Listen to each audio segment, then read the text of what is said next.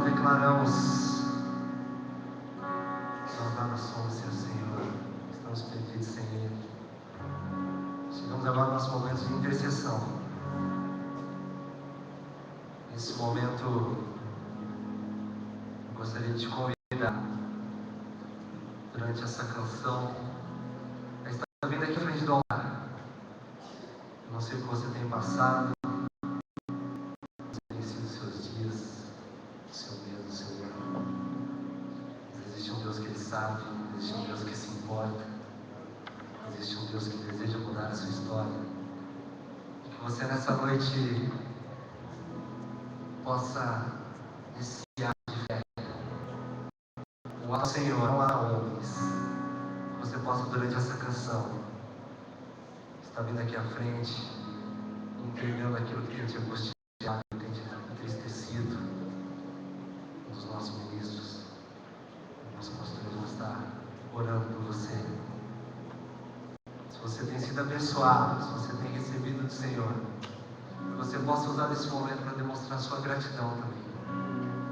Que você possa demonstrar que no momento do entregar, do pedir, mas no momento do agradecer, você está direcionando tudo a Ele. Durante toda essa canção, você pode estar vindo aqui à frente.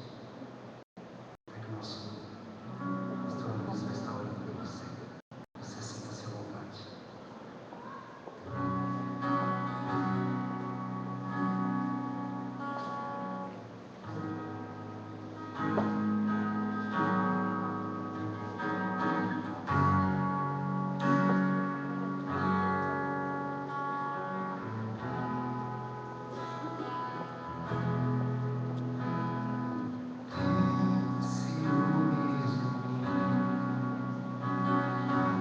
O seu amor é como um furacão, e eu me rendo ao vento de sua misericórdia.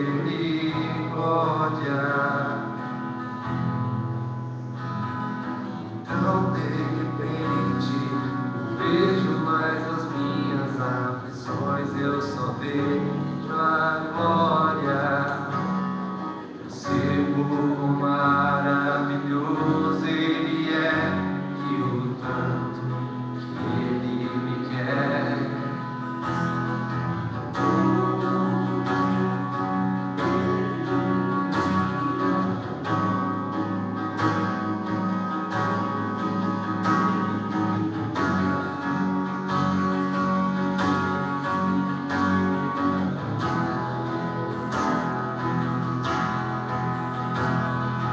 Tem ciúmes de mim, e o seu amor é como um furacão, e eu me rendo ao vento de sua misericórdia.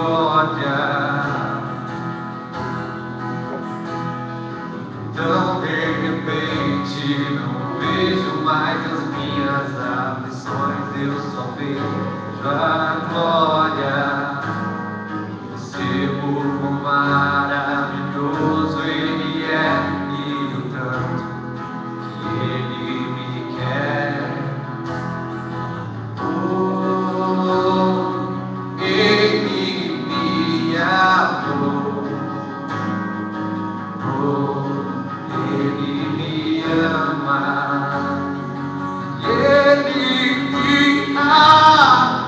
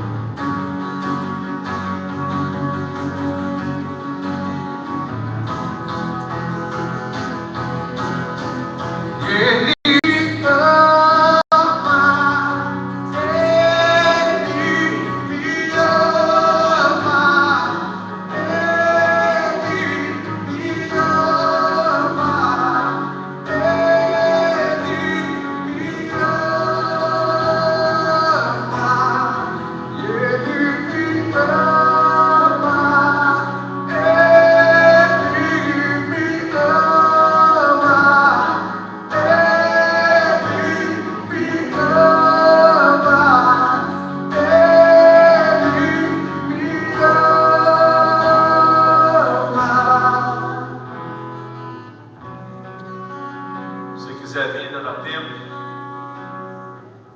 Fico impressionado como as mulheres têm mais sensibilidade de se quebrantar diante do Senhor, diante de um momento desse. Se você é homem também tem alguma dificuldade, necessidade, você pode sair do seu lugar, não fique preocupado. Você menos tem que se importar com a sua imagem. Deus está cuidando dela. Deus está cuidando dela. Pode ficar tranquilo. Falei hoje de manhã um pouco sobre Jó. Eu quero trazer para esse contexto também algo muito precioso que eu tenho aprendido com o Senhor. Jó, capítulo 1, versículo 6 em diante, diz o seguinte: chegou o dia em que os servidores celestiais vieram apresentar-se diante de Deus, o Senhor, e no meio deles também veio Satanás. E o Senhor perguntou: de onde vem? A versão que eu estou lendo diz: de onde você vem vindo? A nova tradução da linguagem de hoje: de onde você vem vindo? E Satanás respondeu: eu estive dando uma volta pela terra, passeando por aqui e por ali. A resposta de Deus, mediante a resposta de Satanás, é algo que me impressiona. E é isso que eu quero trazer para o seu coração nessa noite. Depois de que Deus começou a fazer a reunião, Satanás apareceu no meio dela. E Deus disse: de onde você veio? Ele disse: eu vim de rodear a terra, dar uma volta aqui e uma volta ali. E Satanás disse, e Deus disse então em seguida, versículo 8: você observou meu servo Jó. Você observou o meu servo Jó. Deus não queria saber como estava a terra, até porque está tudo sob o governo dele. Deus não se preocupou necessariamente com todos, mas ele atentou seus olhos para um. E Satanás, assim, meio que sem entender: por que você quer perguntar se eu vi Jó? Satanás pode agora ter passado aqui em São Paulo, na Barra Funda, e Deus está fazendo essa reunião e perguntado: de onde você veio? Eu passei lá na igreja da cidade. E Deus, ele se preocupa de maneira individual com você. Você viu meu servo Jó? Você viu meu servo Max? E coloca o seu nome no lugar de Jó. Deus se preocupa com a sua causa. Por mais que ele se pareça distante, por mais que talvez está difícil enxergar essa luz aí, existe. Hoje nós comemoramos algo religiosamente falando, mas a ressurreição de Jesus. Aleluia. E algumas áreas da sua vida, sem você perceber, estão ganhando vida nessa noite. Aleluia. Então feche os seus olhos nessa hora e sinta esse amor de Deus que você acabou de cantar. Esse amor que é zeloso, esse amor que vem do Pai. Deus não é um Deus tirano, simplesmente se preocupa se você dá algo para Ele ou não. Quer saber? Ele nem está se preocupando se você deu algo ou não. Ele se preocupa se você quer receber desse amor que te toma por completo. Essa canção diz que se a graça de Deus fosse um oceano, nós estaríamos afogados agora, mergulhados nela, debaixo dela, dominados por ela. É disso que eu estou dizendo. O amor de Deus é suficiente para aquilo que você está pedindo para Ele nessa hora. E o amor de Deus foi suficiente para aquilo que você está agradecendo agora. Então vamos orar, entendendo que Deus se preocupa muito conosco, muito com a gente, ao ponto de dizer: observaste o meu servo Jó. Deus não se preocupou com mais nada. Ele acabou a conversa dizendo: não toca nele não.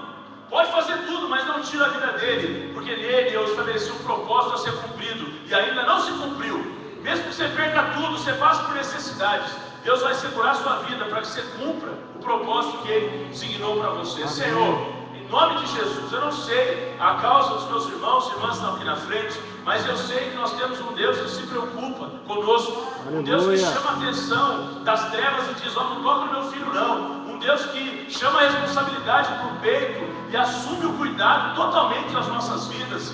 Um Deus que enviou o que tinha de melhor nos céus para ser, Pai, a nossa liberdade, para ser a nossa restauração, para abrir um caminho de relacionamento entre Ele mesmo e o homem. Esse mesmo Deus que nos ama, que, Pai, faz tudo por nós, é o mesmo Deus que está aqui nessa noite. Deus, tem alguns filhos teus estão dizendo obrigado, obrigado por aquilo que o Senhor fez. Deus, obrigado, porque eu sei que o Senhor vai fazer muito mais ainda. Mas muitos aqui, Pai, ainda não tem essa palavra na boca. Mas Deus, que mesmo antes de passarem pelo Mar Vermelho, eles já possam começar a tocar o pandeiro da festa. Deus, que eles não precisem passar tudo a dificuldade para depois celebrar, mas que já comecem a celebrar agora, que já comecem a glorificar o Senhor agora, porque Deus, nós vamos nos antecipar, nós vamos dizer sim antes do Senhor perguntar, nós estamos com o coração aberto antes das coisas acontecerem, nós estamos, Pai, andando antes do Senhor ter pedido, porque nós sabemos que, Pai, o Senhor está agindo no mundo espiritual para que algo aconteça com as nossas vidas. Toma as orações que estão sendo feitas, Senhor, e carrega até os céus e derrama como um trovão, de forma emergencial, rápida, para que os teus filhos sintam de fato o teu amor. Mas que Deus, independente de eles receberem ou não aquilo que eles estão pedindo, que eles se lembrem sempre do teu amor. Sempre, Deus.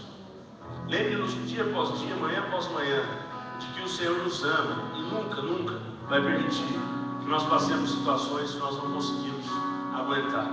Nós abençoamos, Pai, cada um dos teus filhos aqui, em nome do Pai, do Filho, do Espírito Santo, e oramos em nome de Jesus. Amém. Dá um abraço na pessoa do seu lado e volte para o seu lugar certo, de que algo já está acontecendo, em nome de Jesus. O céu segura a terra como um beijo apaixonado, o coração dispara, o peito acelerado. Não tenho tempo pra perder qualquer sentimento quando penso que ele me ama. Ele me ama. Ele me ama. Ele me ama.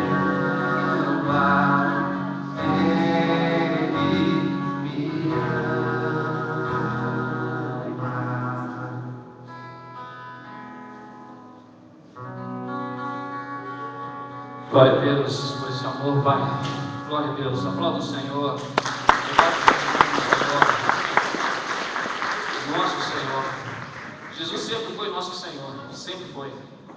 Seria só o nosso Senhor. O pecado entrou por Adão, então nós precisamos de um Salvador. Jesus então se fez Salvador. Passou por dor, por morte e ressuscitou, está vivo e nos ama. Nosso momento de dízimos e ofertas, compartilhar com vocês o texto de Filipenses, capítulo 4. Filipenses, capítulo 4, lá no versículo, a partir do versículo 15. Filipenses, capítulo 4, a partir do versículo 15. Esse texto é logo depois daquela frase que nós gostamos muito, né? Posso tudo naquele que me fortalece.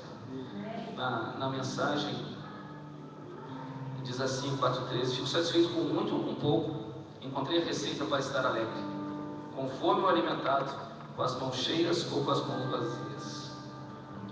A partir do 15 diz assim: vocês estejam certos de que nunca vou me esquecer da primeira vez que deixei a província da Macedônia, aventurando com a mensagem, quando nenhuma igreja me ajudou na obra de dar e receber, a não ser vocês.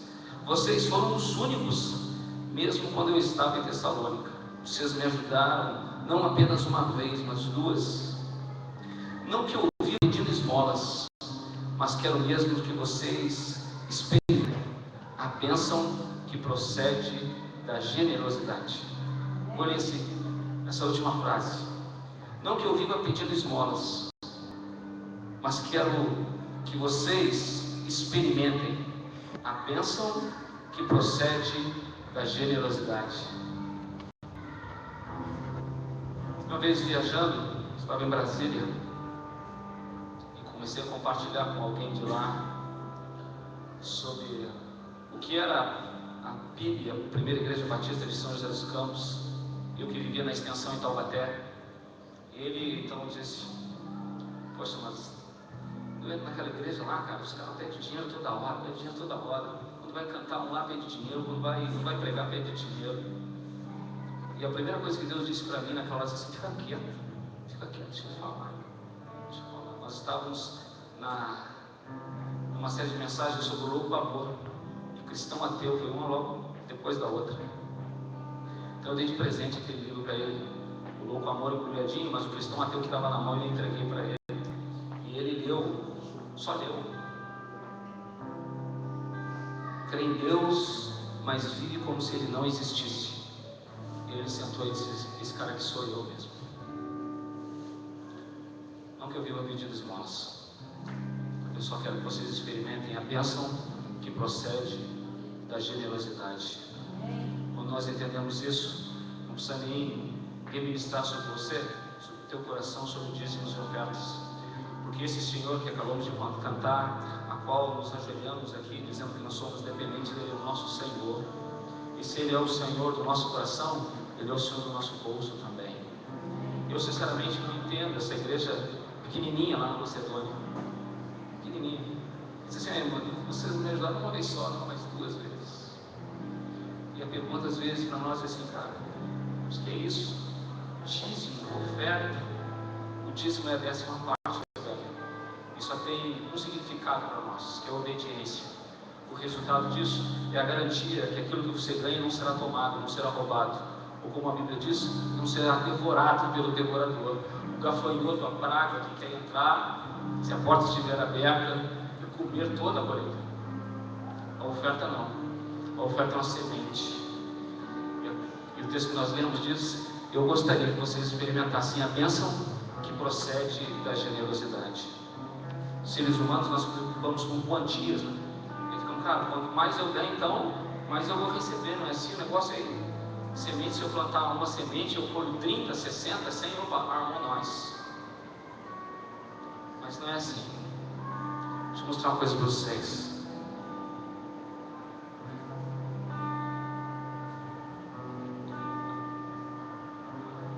Quando eu coloco essas sementinhas, milho de pipoca lá na panela, eu sei que isso aqui vai levantar a tampa. Não é assim? Deixa eu ver se eu acho minhas predinhas. Mas a Bíblia conta uma história de uma senhora que depois que todos os homens, os grandes empresários, todos os homens endinheirados, naquela época só proprietários, era assim que era separada a sociedade, né? Proprietários e não proprietários. E ela foi lá e colocou algumas assim. Não tinha envelope, era um gasofilácio. E ela foi lá, abriu o gasofilácio e colocou as moedinhas. O Senhor disse: aquela viúva deu mais que todos.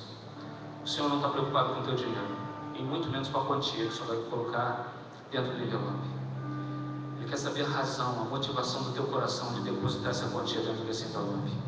E é isso que eu te convido nessa hora, de pegar esse envelope que está aí na tua frente, na frente da tua cadeira, e depositar essa quantia, para que você experimente a bênção que procede da generosidade, e que você experimente aquele que vem lutar contra o devorador, contra o gafanhoto, quando você depositar seu dízimo, sua oferta.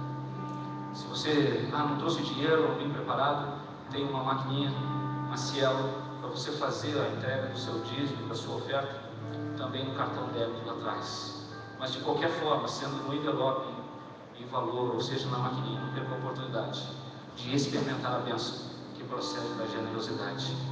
Senhor, Deus poderoso, Deus que nos ama, nós te louvamos nessa noite pelo privilégio que o Senhor nos dá de sermos participantes, Pai, da tua obra neste lugar.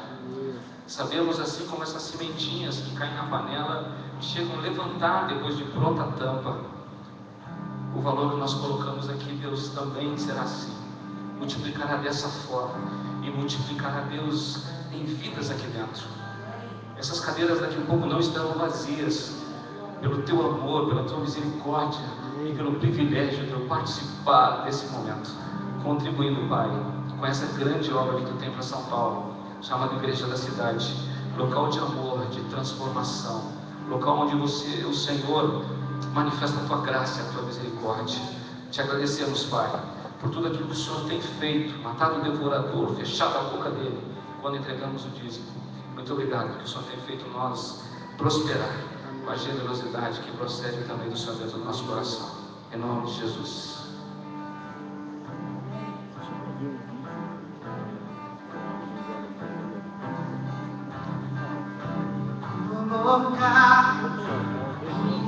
fé em ti.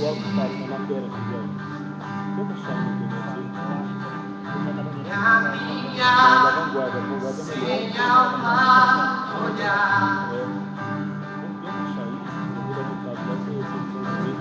Eu creio e confio em ti.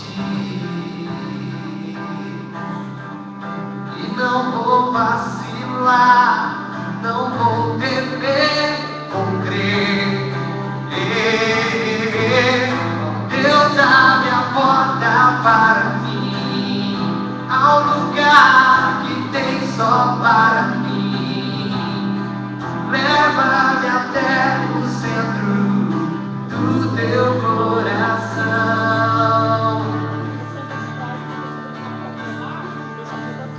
Guia-me, segurando em minhas mãos. Carrega-me quando não posso mais andar. Protege-me, leão da tribo de Judá.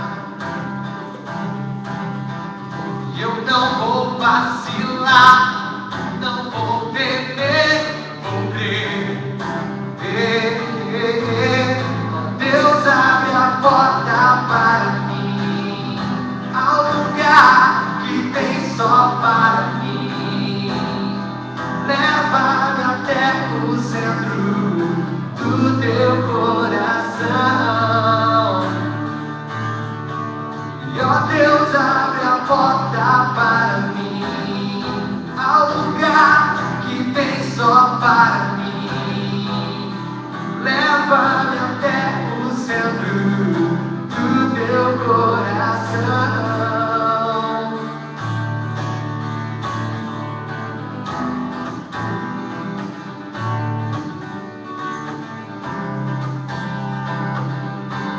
E acima do meu, acima da dor e acima da aflição, e acima do medo, acima da dor, acima da aflição. Ó Deus, abre a porta para mim, ao lugar que tem só para mim. Leva-me até o centro do teu coração. E ó Deus, abre a porta para mim, ao lugar que tem só para mim. Leva-me até o centro do teu coração. Em comunhão.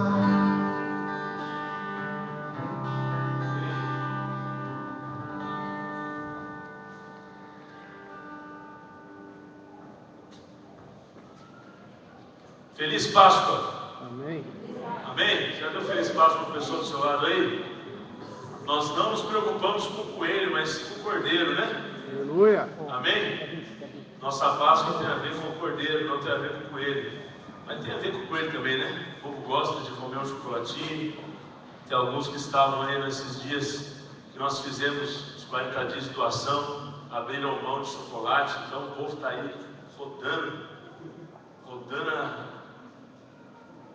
para perder os quilos que ganharam já desse dia de hoje. Eu entrei agora há pouco, minhas redes sociais, um monte de louco, tirando foto assim, mas perder de vista chocolate. Eu falei, meu Deus, mas não vai nem fazer jejum. Faz jejum, acaba o jejum, vem aquela overdose de chocolate. Aí não pode, né? Mas amém, que bom que você veio nessa noite. Que bom que nós estamos aqui mais uma vez. É Páscoa, celebramos um aniversário aí de morte, mas de ressurreição do nosso Senhor e Salvador Jesus Cristo, amém? Nós celebramos vida, nós não somos uma igreja que celebra a morte. Nesse dia celebramos a cruz vazia e a pedra do túmulo rolando, porque Jesus ali não está mais. Porque procuram entre os mortos aquele que vive está. Essa foi a frase, não foi? Lindo, coisa linda. Que bom então que podemos juntos celebrar isso. Eu vou dar aqui alguns avisos, fazer umas comunicações breves. Em seguida, então, nós vamos ouvir aquilo que Deus tem para ministrar ao nosso coração. Nós, nesse final de semana, tivemos o Alto de Páscoa. Você está com a revista Sua Felicidade aí, você está vendo a capa. Essa capa é uma foto exatamente da edição desse ano. Nós temos já, esse ano comemoramos então 10 anos desse musical, que tem impactado e entrou já há 3 anos na agenda cultural da cidade de São José dos Campos. Um musical que esse ano saiu da igreja, foi deslocado de dentro do templo. Conseguimos a bênção de conseguirmos um espaço, uma expo de apresentações. Está inaugurando esse ano também essa expo dentro de um shopping da cidade. E nós temos e alcançamos esse ano 21 mil pessoas que assistiram então esse espetáculo. E a resolução dele é que vale a pena. Eu participei já fui centurião, já bati em Jesus. Você imagina lá, minha esposa também fez os críticos de Jesus. Aleluia! Tá, você pode me explicar? São pessoas que se entenderam de fato o que aconteceu ali, genuinamente terão suas vidas transformadas. Transformadas. Quantos foram transformados por Jesus aqui? Jesus não entra para ocupar mais um lugar no nosso coração, não. Jesus entra para ocupar o lugar que faltava, o espaço vazio, aquele lugar que nós sempre ansiamos receber algo, Ele nos dá tudo que a gente precisa. Amém. Então, eu quero que você assista comigo, só para você ter uma noção de como é tal evento. A rede da regional ali, a Vanguarda, a Globo Regional ali de São José dos Campos, fez uma matéria conosco, então tem algumas cenas também, eu queria que você assistisse, então, para você ter uma noção, e no ano que vem esse programa para estar lá com a gente, em nome de Jesus, pode soltar aí. Páscoa da Igreja Batista em São José dos Campos. Há 9 anos, a Paixão de Cristo é encenada na cidade. Nossa equipe foi acompanhar os últimos ensaios de atores e bailarinos. Os ensaios acontecem em qualquer cantinho. Como são vários grupos, a gente precisa agilizar, né? Porque o ensaio lá dentro está acontecendo, para a gente não perder tempo, né? A gente vai ensaiando onde a gente consegue um espacinho, a gente vai passando a coreografia. O espetáculo reúne muita gente, cerca de 500 pessoas. Essa foi a primeira vez que todos se reuniram para ensaiar a Paixão de Cristo.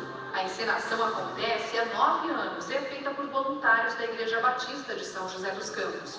Mesmo com tanta experiência, a emoção é sempre diferente. Juntar todas as peças do quebra-cabeça é trabalhoso, trabalhar com tanta gente é trabalhoso. Então tudo isso cria uma expectativa muito grande, deixa a gente assim, ansioso por ver tudo junto, tudo formado, por realmente ver a coisa acontecendo. Nesse encontro, eles provaram os figurinos. Também é importante o suor que o figurino traz, tudo traz a vivência, a veracidade que a gente quer comunicar com o espetáculo também. Silvana já participou de outras peças, mas nunca encenou a morte de Cristo. Este é um momento especial para ela. Dessa vez, parece que é mais do que um friozinho na barriga. Essa emoção de você estar dentro da história, como se você estivesse participando daquilo também, esse trabalho supera qualquer outro trabalho de teatro que eu já fiz, qualquer outro personagem. Agora a expectativa aumenta, eles estão fazendo os últimos ensaios. Serão 6 apresentações e algumas novidades. 2 cenas inéditas que nós não fizemos nesses anos todos, que é Nicodemos, o encontro de Nicodemos com Jesus e a cura leproso. Jesus estava no meio da multidão, mas ele sabia da importância que era ter encontros individuais para tratar, para ouvir, para falar, né? E acho que é isso que a gente também quer trazer como espetáculo. O pequeno Daniel já tem uma enorme tarefa: representar o menino Jesus. Mesmo se ele tem a consciência plena de tudo que está acontecendo, ele já está aqui meio que se dispondo para estar aqui servindo na casa de Deus. E realmente é um privilégio poder estar também aqui junto com ele participando dessa obra.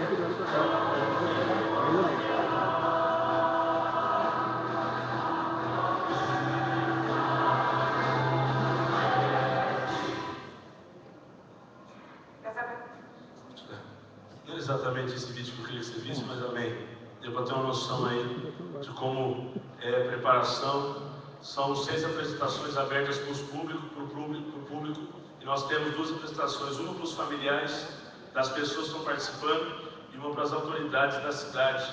E é sempre um envolvimento assim completo da cidade. Então, todo tipo de pessoas, as freiras, os padres, não temos distinção de quem vai assistir, é muito lindo, o pessoal comenta muito, chega a Páscoa em São José, o pessoal para falar desse evento, é algo que de fato tem impactado nessa época do ano, muitas pessoas no ano que vem. Nós temos esses dois musicais principais no ano, que é a Páscoa e no Natal. No Natal nós tentamos fazer alguma coisa mais contemporânea, e na Páscoa, então, de fato, como foi bem épico esse musical, vale muito a pena. Em breve vai sair a gravação do DVD, nós vamos trazer para cá também, e aí você pode acompanhar também um pouco mais, mas vamos agradecer ao Senhor por aquilo que Deus fez nesse ano.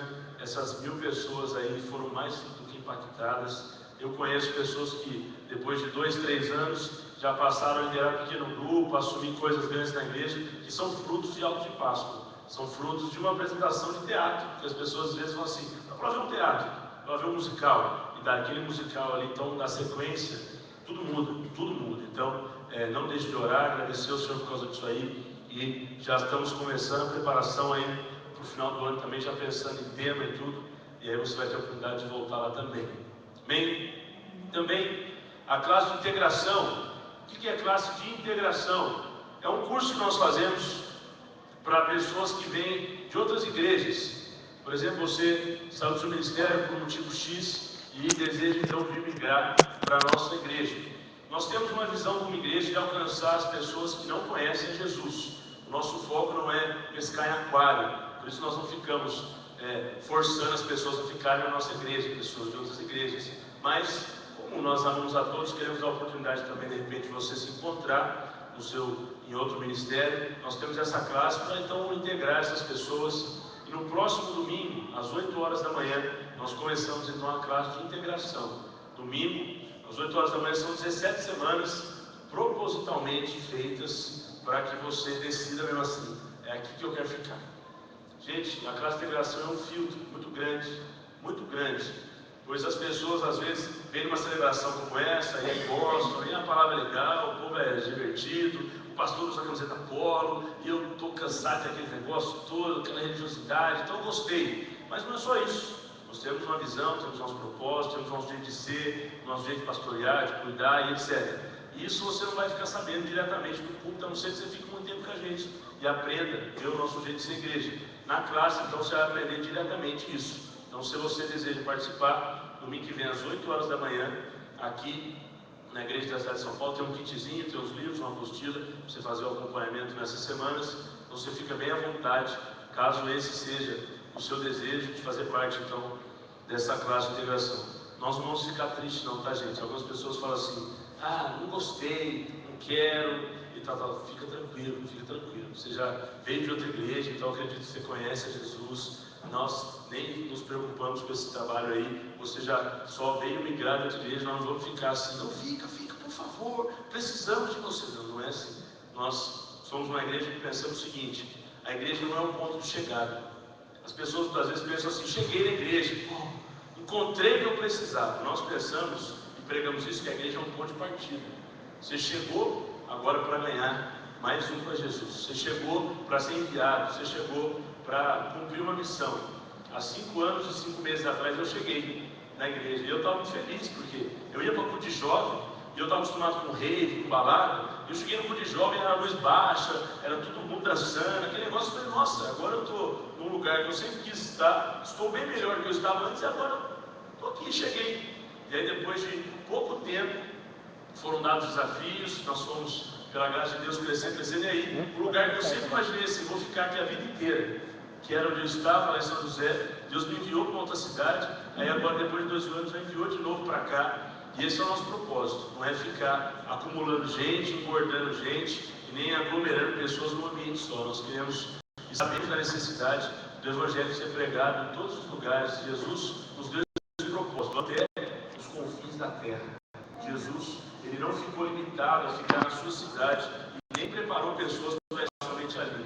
Ele enviou muitas pessoas para muitas nações. E assim nós vamos preparar, discipular, cuidar e enviar pessoas também para cuidar de outras, seja em São Paulo, seja em outra cidade aqui perto, ou também seja fora do país. O Felipe Santos, um dos nossos líderes fortes, está numa temporada de 40 dias lá no Haiti, passou também por Cuba, um país que também está sofrendo muito com o regime, com a igreja lá. Nós temos alguns pastores também ali, em parceria com a gente. Então é assim, um jovem solteiro está lá desocupado, gastando a vida às vezes com bobeira, vai fazer alguma coisa então de boa para Jesus. E ele está voltando agora cheio de crescimento, o menino voltou transformado. Eu acostumado com apartamento, gente. Eu acho que nunca andou descalço na vida. Jogou bolinha de gude no ralo do banheiro, empinava pipa no ventilador. Jogamos ele lá na tia, gente, mas está transformado. O menino voltou homem. Voltou assim, novinho, em folha. O menino voltou cheio de visão diferente. Foi lá e dormiu em lugar precário, viu situações precárias, passou por dificuldades. O Haiti, diferente do Japão, passou por uma situação igualzinha. Mas o Haiti não tem os mesmos recursos do Japão, que meses depois já estava quase completamente reconstruído. O Haiti ainda está em ruínas. Muitos lugares, Porto Príncipe principalmente, está lá todo em ruínas. Então, nós temos esses investimentos e você pode ser a pessoa que nós vamos também enviar futuramente, tá bom? Então, domingo que vem às 8 horas a gente começa. Também terça-feira agora nos pequenos grupos nós temos o dia do amigo. O que é o dia do amigo? O dia que você vai levar alguém de afinidade que não conhece Jesus no pequeno grupo. Nós teremos uma mensagem específica para um contexto de decisão, para um contexto de esse convite aqui, ó, para um contexto da pessoa conhecer mesmo a Jesus. Nós não vamos ficar lá no ambiente somente crente, não. Nós queremos agregar pessoas. Então, esse convite, se você quiser levar para um amigo, tem aqui o endereço, você pode colocar o endereço do seu pequeno grupo, tem aqui na frente o nome do convite, aqui tem uma frase, a data e o horário. Nessa terça-feira próxima já vamos convidar essas pessoas, e aí convidando essas pessoas na terça, crendo que essas pessoas vão ser agregadas à família. Na quinta-feira nós teremos um curso de batismo, e se você também se decidiu pelo batismo, ou conhece alguém que se decidiu pelo batismo, quinta-feira próxima agora, 19h30, aqui na igreja, o curso de batismo. E aí no sábado, de manhã e à noite, em 2 períodos, nós vamos batizar as pessoas lá em São José. Você pode ficar tranquilo que o seu transporte ou o transporte do seu amigo é por nossa conta. É só falar com a gente, nós vamos te levar até lá. Sabendo que você não conhece a cidade, a gente não vai deixar você procurando nada não. Pode ficar tranquilo, nós vamos levar as pessoas que irão batizar nesse sábado então para lá. Então, quinta-feira, 19h30, enquanto está acontecendo a celebração, também está acontecendo o curso. Você pode trazer pessoas que se decidiram ou que vão ainda se decidir por Jesus nessa semana. Amém? Deixa eu chamar aqui o pastor Nil Barreto, pastor da Igreja Batista Betânia, no Rio de Janeiro. Pode me receber com uma salva de palmas. Pastor Nil já tem nos abençoado muito.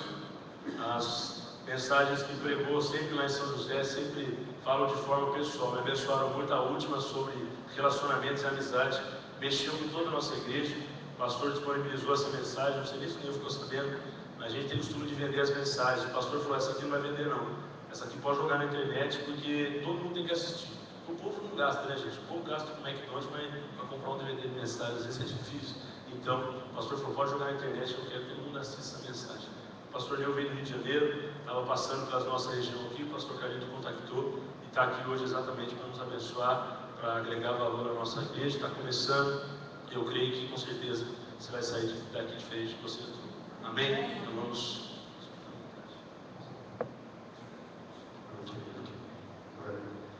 Boa noite, amados. Quero saudá-los com a graça e a paz de nosso Senhor Jesus Cristo. Amém? Alegria estar com os irmãos aqui nessa recém-nascida comunidade, né? Que legal, um mesinho de vida, bebezinho, promissor.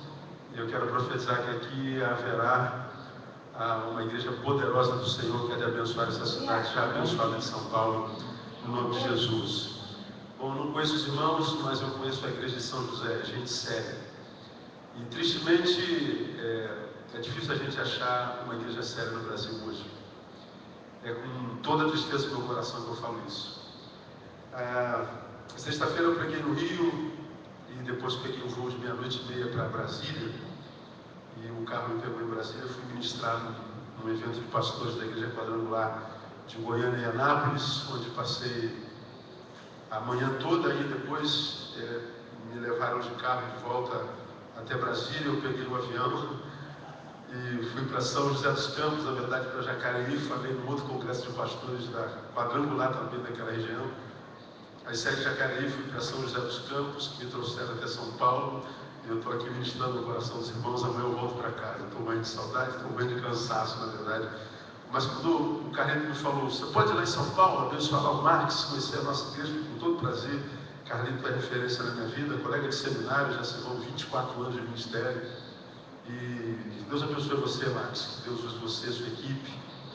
E que possa fazer de vocês curadores, restauradores, brechas e abençoar famílias desse lugar. Amém, amados? Bom, eu queria convidar você a abrir a sua Bíblia no Evangelho de João. Nós estamos celebrando a Páscoa de Cristo. Paulo diz que Cristo é a nossa Páscoa. E eu acredito que todas as igrejas do Brasil estão falando sobre Páscoa.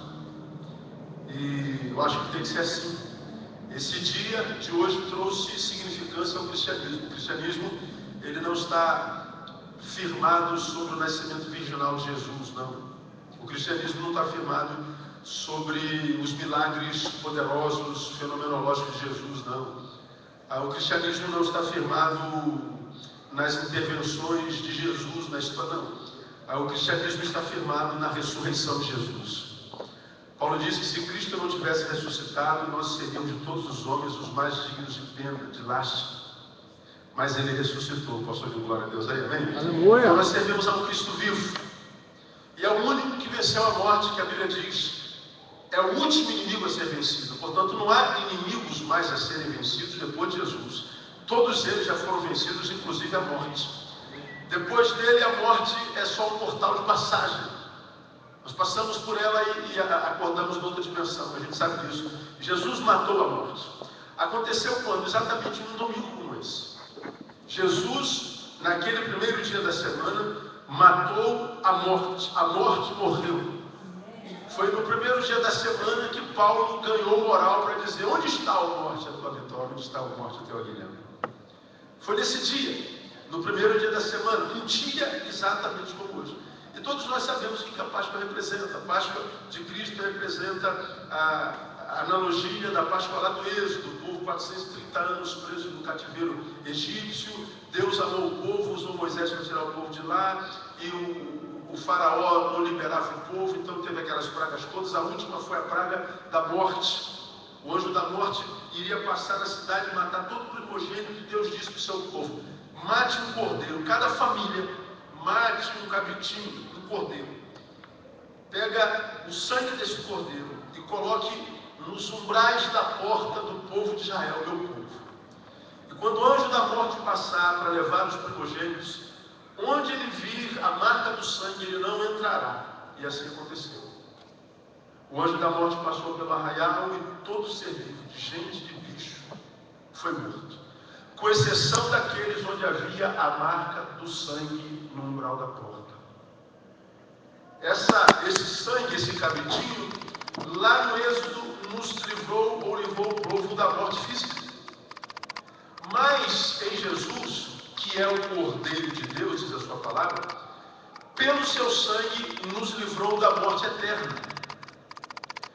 Páscoa deve ser comemorada porque é o quê? É o livramento da morte. É isso que nós comemoramos. Portanto, o coelhinho, tadinho, não tem nada a ver com isso. O ovinho, muito menos. O chocolate, menos. Não tem nada a ver. Mas, infelizmente, tudo se transforma em comércio entre os homens. Mas a Páscoa, o que é? A celebração da supremacia da vida diante da morte. A ideia de que o último inimigo foi vencido. A ideia de que em Jesus a vida prevalece, não há mais morte. A ideia de que vida é mais poderosa do que a morte. Jesus e a Páscoa veio simplesmente dizer para nós: a vida agora é viável. Viver não é mais uma utopia, é possível. É uma mensagem que diz: você que está vivo, escute. Você agora pode ser feliz. Você pode viver uma vida que vale a pena ser vivida. Você agora está diante da possibilidade de uma vida viável, porque sem Jesus antes dele, a vida não era viável. Até então o homem não vivia, ele existia. E viver e existir são duas coisas diferentes. Então, nessa noite, rapidamente, uma vez que nós já sabemos o que é Páscoa, eu não vou falar sobre Páscoa, mas vamos, uma vez que Páscoa é a supremacia da vida e da morte, é tornar a vida viável, é a vitória sobre a morte, vamos tentar pensar um pouquinho por que ou para que Jesus nos livra da morte. Parece uma pergunta óbvia, mas não é, eu vou mostrar para vocês. Ah, Jesus me livrou da morte. Jesus venceu a morte. Legal? Oh, que bom. Legal? Para quê? Por que não morrer? Para que ele morreu naquela cruz? Qual a intenção dele quando diz, Neil, a vida agora é possível? Para que ele livra o Neil, o Max, você, nós, da morte? Uma pergunta é óbvia, é lógico. A resposta é óbvia. Ele livra a morte para que a gente viva.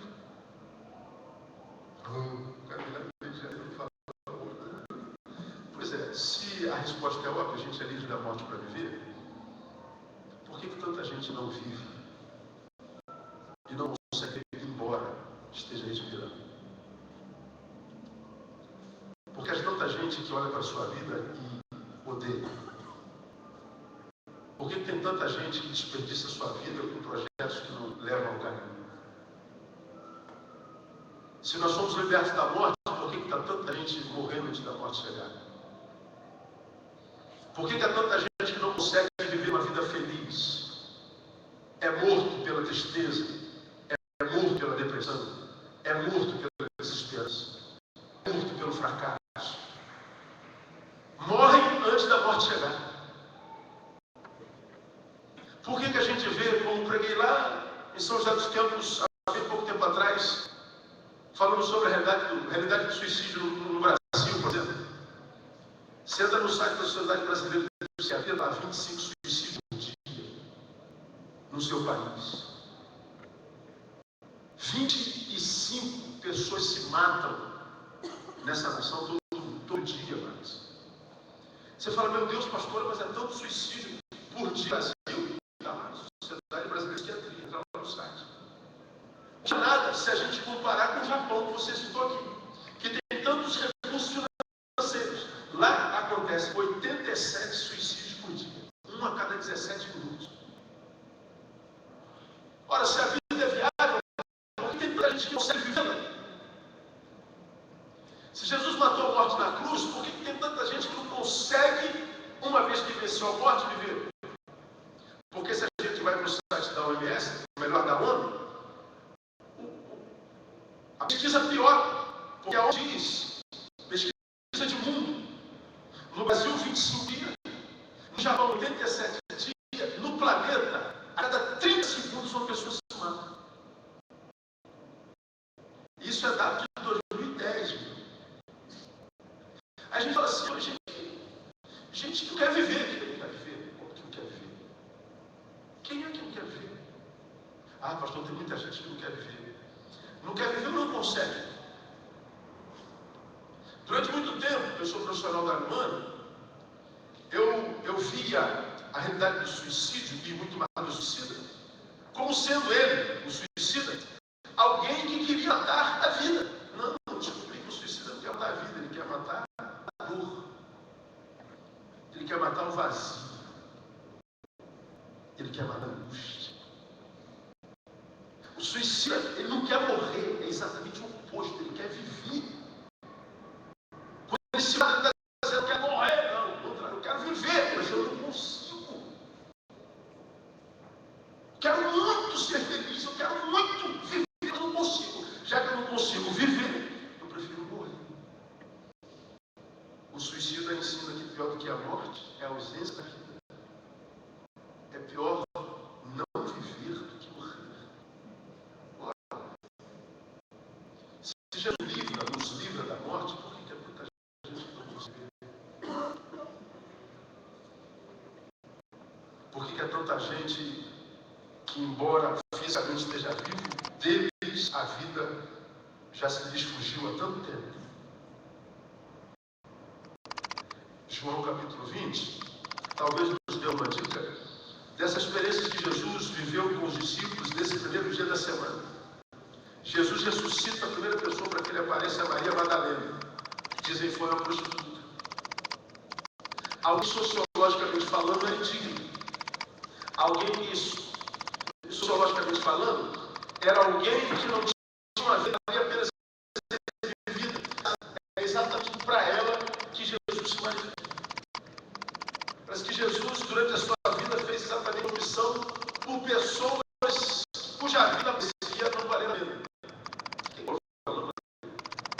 Folha? Queimou o carpete, aí sai quente, procura. Joga ali embaixo. Isso. Então Jesus aparece primeiro Maria Madalena. Depois, Jesus aparece a esses discípulos que estavam numa reunião, que está no versículo 19 do capítulo 20. Diz assim: chegada depois daquele dia, o primeiro da semana, estando os discípulos reunidos com as portas fechadas por medo dos judeus, chegou Jesus, pôs-se no meio, disse: Pai seja convosco. Dito isto, mostrou-lhes as mãos e o lado. Alegraram-se, pois, os discípulos ao verem o Senhor. Disse-lhes então Jesus segunda vez: Pai seja convosco. Assim como o Pai me enviou, também eu vos envio a vós. Até aí. Chegada, pois, a tarde naquele dia. Bom, aquele dia qual? O primeiro da semana. Que dia é esse? O domingo. E o que aconteceu nesse dia? Jesus ressuscitou. Então Jesus venceu a morte. Jesus matou a morte. Jesus aliviou a história. Jesus implementou a salvação na humanidade. Esse dia é extremamente significativo. Um dia de alegria, de muita celebração. Mas a despeito do que acontecia do lado de fora, a morte morrendo, Jesus ressuscitando, a história dividida, a salvação sendo implementada, toda a profecia sendo cumprida na pessoa do Messias, a despeito disso tudo aconteceu na história. Diz o texto que os apóstolos, os discípulos estavam reunidos dentro de uma salinha fechada, trancada, e do texto por medo dos judeus. A vida fluindo, como diz a nossa, rolando fora. A vida arrebentando a boca do balão do lado de fora. A morte morrendo. O inferno deprimido. Porque sabia que o fim deles era a verdade, porque na cruz imaginaram não acabado com o Messias. Mas descobriram que a cruz é só uma feridinha no calvário.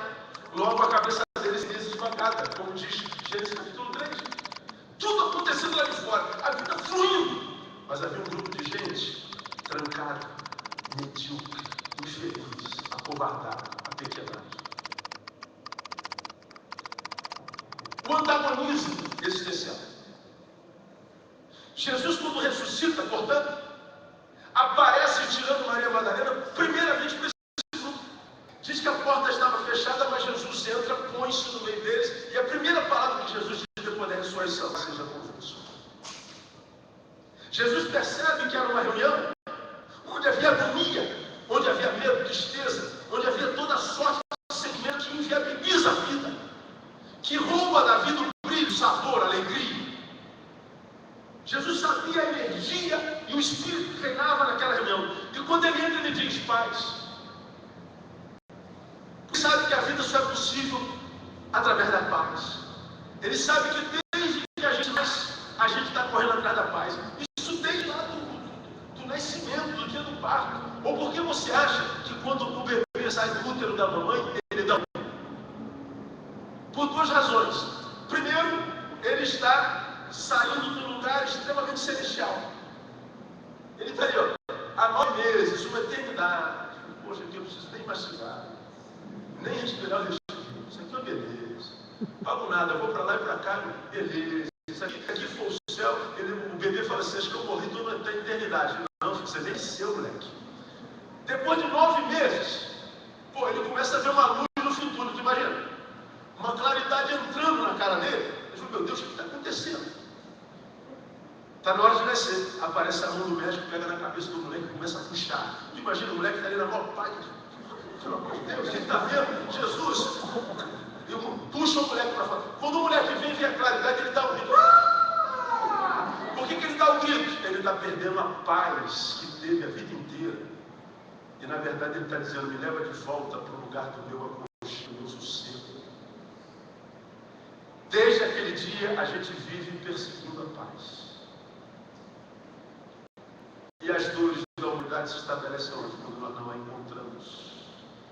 E quando a encontramos, nós não conseguimos perenizá-la na vida. Porque a vida é dialética. Jesus aproxima-se e diz: paz. Porque Jesus percebe que, embora ele tenha vivido a morte, tinha gente que estava vivo e não conseguia viver. Porque para Jesus não basta tirar da morte, tem que transformar a vida numa vida que vale a pena ser vivida. E ensina nesse texto que existem forças que não permitem que nós, enquanto seres essa multidão cada vez maior de gente desistindo dela. E não só os que se suicidam, não. Porque há muitos que pensam nisso, mas muitas vezes não tem coragem para isso. Santa falta de coragem. Porque enquanto a vida há esperança, depois não. Jesus aparece para um grupo e diz assim: olha, eu estou matando a morte lá do outro lado, vocês estão vivos e não vivem. É como essa incongruência que acontece nos nossos velórios, na morte dos nossos amados. Eu sou um filho que já enterrou pai e mãe. Conheço essas dores horríveis de enterrar pai e mãe. Sou pastor há 24 anos, já fiz 1 bilhão de velórios. E eu vejo em todos os velórios alguém do lado do caixão, chorando convulsivamente a morte do seu ente amado, e alguns se permitindo tomar por revolta até contra Deus. Como pode Deus permitir que o meu amado, a minha amada morreu? Meu Deus, eu estou com raiva de Deus, filho de Deus, eu quero mais saber de Deus. Irado, porque está enterrando um amado. Por que a gente chora na morte de alguém que a gente ama? É porque ele morreu, pastor. Não, não. É porque ele não pode mais viver. A vida lhe foi inviabilizada. Mas, pois bem, vamos evoluir um pouco. Se eu estou chorando a impossibilidade da vida de quem eu amo, eu deveria vencer a incongruência. Porque aquele sobre quem eu choro só não está vivendo porque não tem mais possibilidades. Agora, muitos que estão chorando a impossibilidade da vida dele, que também não vivem, embora esteja a possibilidade. Eu choro o fato de ele não poder viver. Ele não vive porque não pode. Eu posso, mas não vivo. Me entreguei, desisti, me abati, sucumbi, morri de morte severa. E vivemos uma geração de gente infeliz, que não consegue encontrar sentido para a existência, não consegue transformar a existência em vida, não sabe por que a vida se lhes fugiu, não sabe por que a vida lhes deu tchau. Transforma-se numa farsa, porque no mundo o que conta é a aparência, o que parece ser e não o que é. Vai no encontro com gente assim todo dia. Eu vim do avião de Goiânia para São José, para Guarulhos, e é para São José. Eu estou no meu iPad ouvindo uma música. E era Bob Marley, Wake Up and Live. Uma música dele, acorde e viva. Uma música tremenda. Uma pessoa do meu lado esquerdo, só ficava no corredor. Pô, o senhor curte Bob? Eu falei, curto Bob. O senhor é rasta? Não, eu sou de Jesus. Mas eu curto Bob. Todas as músicas dele falam de Jesus. Todas as músicas dele são mensagens para a vida. Todas. 100% delas. Não tem nenhuma música dele que é leque. Não. Toda a música dele tem conteúdo. Toda a música dele tem conteúdo. Tem nenhuma dela que é palhaçada de coisa ridícula. Aí ele falou, pô, cara, massa mesmo, né, irmão? E essa música aqui, Wake Up and Live. Acorde e viva. Aí ele falou assim, mas acordar, o bagulho tá tudo. Aí ele falou, você é carioca? Sou carioca, eu sou. Tu mora onde? Eu moro na Penha, moro no Retiro. Tá indo pra onde? Eu vou fazer uma palestra ali. E tu tá indo pra onde? Não, eu tô indo ver minha mãe. O que tá pegando na tua vida? Parei a música. Ele começou a falar da vida dele. Falou. Um garoto de 23 anos tentou suicídio 6 vezes. A palavra dele, nem para me suicidar eu presto. 23 anos. Eu falei, pô, brother, eu não sentei aqui do teu lado à toa. Amanhã Páscoa, dia da ressurreição, eu tenho uma palavra para te dar. Cara, eu vim conversando com esse cara de lá até Guarulhos. Dei uma Bíblia minha, uma pequenininha há 20 anos, cara. Eu tenho essa aqui que é Jurássica, que você não era nem nascido ainda, você não pode falar. E tem uma pequenininha que eu carrego no bolso. sublinhamos os textos para assim, ó, brother, se tu foi incompetente para mim até hoje, receba lá meu estado. Deus está te capacitando para viver a partir de hoje. Dei um cartãozinho meu, depois no finalzinho do avião, dei um cartãozinho e ele escolheu então que eu era pastor. Pô, rapaz, pastor, irmão? Sou. O que tu não falou? Não preciso falar. Pode ter um conteúdo, não bota. O rótulo está queimado no Brasil pra caramba. Os Malafaias e os Felicianos estão acabando com a gente, assim, tem noção. Tá doidos. O cara com 23 anos tentou se 6 vezes. Ele não conseguia entender a ausência, a inimizade da vida contra ele. Eu não consigo, cara. Eu já tentei de tudo. Pois é.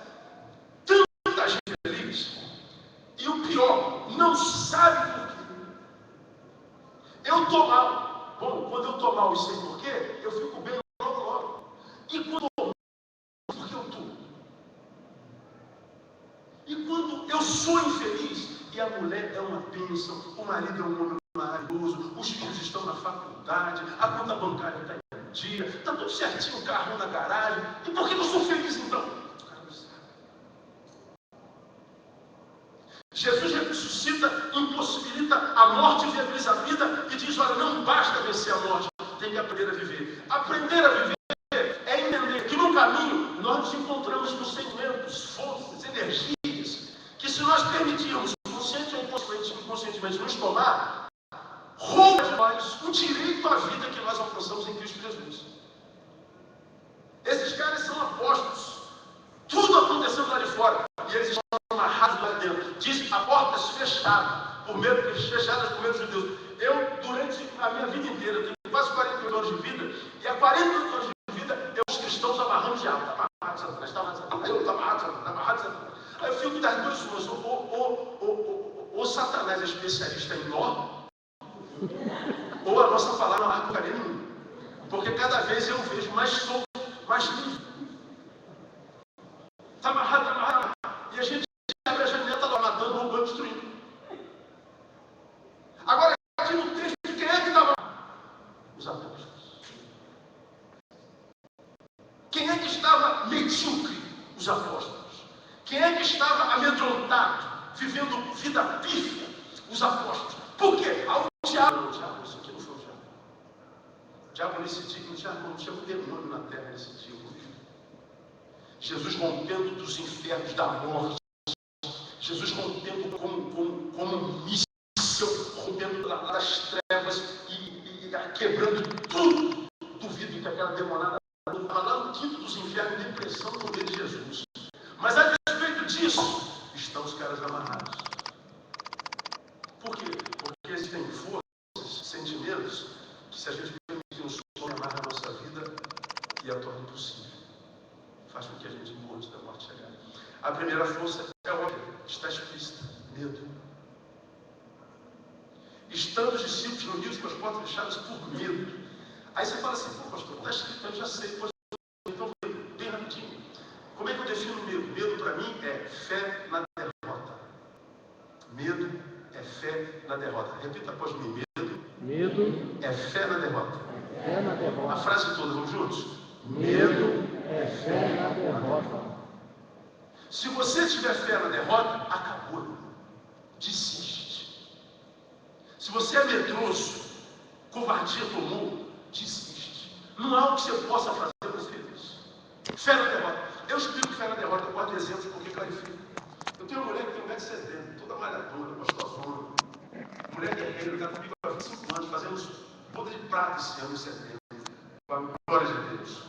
Duas filhas. Ela é mulher valente, aqui acaba macho, cara. A mulher dela, agora, diferente das paulistanas, ela tem pavor de barata. Você sabe o que é foguinho? Foguinho, ela é doente. Ela encara uma surucucu, jacaré, rinoceronte, e ela dá cabeçada em tudo. Mas se botar uma barata, não adianta. Aí escuta essa história. Imagina uma igreja, 1.500 pessoas sentadas, mais uns 500 por lá de fora. Verão carioca. Esse ano, o verão no Rio de Janeiro deu 52 graus. E à noite, no verão, qual tipo de barata que aparece? Ah, aqui também tem barata, não tem? Tem. Aparecem as voadoras. E aquelas voadoras que parece que faz academia, malhada, fica grande, cresce. Cultos gigantes, 40 graus à noite no Rio de Janeiro. Nessa janela do meu lado do púlpito, minha esposa estava sentada no primeiro banco, toda vestida de branco, parecia um pastor da Igreja Universal, desceu um descarrego. A janela é um pouquinho atrás da primeira fachada de cadeira. Entra uma barata gigante. Eu falei, poxa, isso é um possível. Era uma barata, a barata estava rodando dentro do tabernáculo. E eu vejo mulher correndo para lá, homem correndo para lá, e todo mundo correndo para lá. E meu Deus, só faltava você, Jesus tem poder. Isso foi um desespero. Eu falei, eu vou parar. Não dá para disputar com a barata. E a barata roda. E a minha esposa sentada não percebendo nada ainda. A barata roda. Pousa. Quando ela pousa, adivinha onde ela pousa? Quem é o Espírito Santo deve ela aí? Onde ele fica? Cara, minha esposa está sentada aqui. A barata pousa aqui com aquele baratão. Minha esposa, quando vê a barata, imagina, 1.500 pessoas, 2.000 pessoas. Minha esposa vê a barata, ela sai correndo no meio do corredor da igreja. 1.500 pessoas e a esposa do pastor correndo lá. E eu falo, minha esposa não está endemoniada, ela está embaratada. Até hoje, sou minha esposa. Medo de barata. Agora vamos à pergunta lógica. Que tipo de ameaça real, factível, uma barata pode representar para uma mulher de 1,70 m? Como é que você vence uma barata, filho? Se a barata vem, firma o pé ao chão, levanta a planta do pé do outro. Quando ela passar embaixo, deu nervoso aí, mano? Minha mulher é assim, igual você, doentinha com o negócio de barata, viu? É um pavor. Imaginemos que está a mulher e a barata, lutando contra o outro. É o meu inimigo, é o meu Golias, é a minha adversidade, é o meu problema, é a minha angústia, é o que eu tenho que resolver. Só que quando eu olho para aquilo, eu tenho medo. O que é medo mesmo? Fé na derrota. Eu tenho que encarar, não tenho? Tenho. Mas onde é que está a minha fé? Na derrota. Se eu encarar, eu perco. Com medo de perder, eu não encaro e fujo. Medo faz isso na vida de muita gente. Tira de nós o equilíbrio e a razão. O medo transforma problemas, baratas em gigantes, gatos em tigres. Por causa da visão que é deturpada, distorcida. Lá está o meu problema, é o meu complexo, é minha solidão, é minha adversidade. Sei lá qual é o nosso problema, cada um tem o seu. Eu só sei que problemas existem para serem resolvidos. Independente do nome dele. Para que existe problema? Para ser resolvido, para mais nada. Agora alguns não encaram o problema, não porque o problema é mais poderoso, é porque tem medo do fracasso. E é verdade, quando eu tento, eu posso fracassar, é verdade. Mas o maior fracasso é não tentar. Eu tenho me encontrado com uma geração de gente fracassada, não porque tentou e não conseguiu, mas porque com medo de fracassar nem tentou. E aí o que acontece? A vida vira seu inimigo. Porque a vida não aplaude covarde. A vida não gosta da companhia de gente para quem ela se doou e não aproveitou tal doação. Quanta gente está na igreja, muitas vezes, pedindo a Deus para lhe abençoar, abençoa Deus, abençoa Deus. Deus fala assim, o que você fez com a vida que eu te dei? Eu desperdicei por causa do medo. E você quer que eu te dê mais? Quanta gente que tem medo de crítica. Quanta gente que tem medo de fracasso. Quanta gente que tem medo de solidão. Tem medo, sei lá de quê. E esse medo amarra, torna a vida impossível. E essa pessoa então descobre que ela se tornou em alguém que ela nunca sonhou, porque o sonho dela era ser aquela lá, mas para se tornar naquela, ela teve que passar pela sua adversidade, porque ela não teve como passar pela adversidade, ela não se tornou aquela lá, continua a ser essa aqui. Essa aqui é alguém que ela nunca sonhou. E quem é? O que não sonhou? O que não sonhou é alguém feliz. Eu só sou feliz quando eu me torno naquele que eu sonhei ser um dia. Medo. E aí muitos nós pensam, vamos rápido. Não, pastor, eu sou assim porque foi o meu pai. Meu pai me estuprou. Minha mãe, ela nunca me abraçou. A gente vê um monte de gente justificando a sua infelicidade em função do que fizeram com ela no passado. E eu sempre digo a mesma coisa. Irmão, não é por causa dela, é por sua causa, é por minha causa. Eu cito um filósofo francês, ateu, que disse algo tremendo que eu carrego na minha vida como verdade absoluta. Ele diz assim, ó, não é o que fazem conosco, é o que nós fazemos com o que fazem conosco. Vamos individualizar. Não é o que fazem comigo, é o que eu faço com o que fizeram comigo. De modo, quando eu me encontro com alguém, pastor, foi meu pai que me estuprou. Sim, quando é que ele fez isso? Quando tu tinhas 12 anos. Quantos tu tem agora? 25. O mal que ele te fez foi quando você tinha 12. De 12 para cá não foi mais ele, mas a forma como você lidou com aquilo que ele fez contigo. Eu sou infeliz porque o meu marido me abandonou. Quando? Há 10 dias atrás. Bom, o que você está fazendo com o que o teu marido fez contigo? Eu estou me entregando e estou acreditando que eu sou infeliz, miserável, uma pobre, uma mulher. Bom, isso tudo já não é mais seu marido que está fazendo contigo. É você que está fazendo contigo. Se teu marido te abandonou, você não tem que morrer por causa dele. Se você tem que morrer por causa de alguém, morra por alguém que quer viver contigo. Agora você quer morrer por causa de alguém que não quer nem viver contigo? Morre por causa do teu poodle, que você ama. Eu falo porque eu tenho poodle. Eu sou apaixonado. Acho que eu gosto mais de cachorro que gente. Eu amo demais cachorro. Sou apaixonado por cachorro. Uma vez eu brinquei lá com a minha filha. Filha, se eu fosse pastor, na outra encarnação eu vou ser veterinário. Vou cuidar da gente. Mas não tem encarnação, então eu vou ter que morrer pastor, não tem jeito. Eu amo cachorro.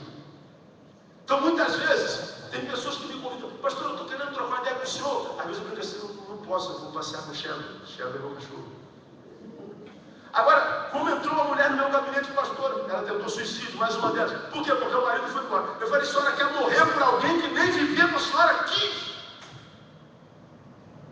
Por causa desse safado, minha irmã, a senhora tem que ficar bonita. A senhora tem que mostrar para ele que quem perdeu foi ele. Ele tem que olhar para a senhora e se arrepender do material que ele perdeu. Vai ser feliz, irmã. Ela falou, não é verdade, pastor? Essa irmã foi para a academia, rapaz. Tá uma coroa de 45 que eu falei, pô, tá quebrando tudo no Rio de Janeiro. Por causa de um conselho. Porque o marido fez uma coisa com ela. E o que ela estava fazendo com o que o marido fez? Ela estava se depreciando. Ela estava se entregando. Um pai que disse, você não vai dar em nada, mulher.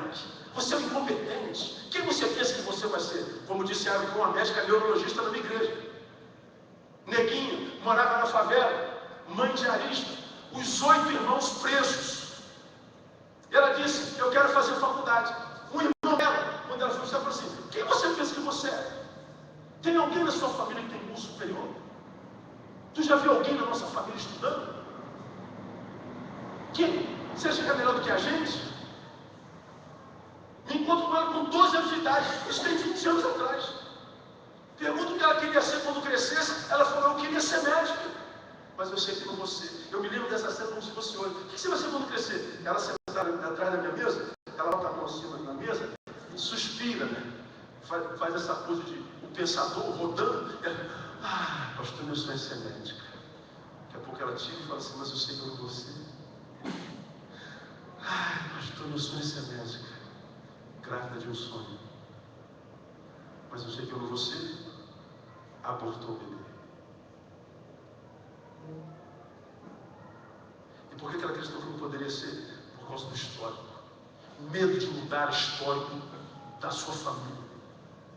Por acreditar que porque é negra, é humilde, é pobre, porque o passado não tem glória, abre-se mão do futuro.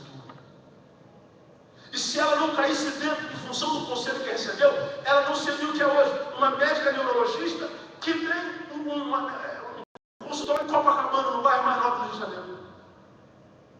Filha de faxineiro. Mas ela correu atrás do seu sonho. Ela não teve medo. Ela foi lá e tentou.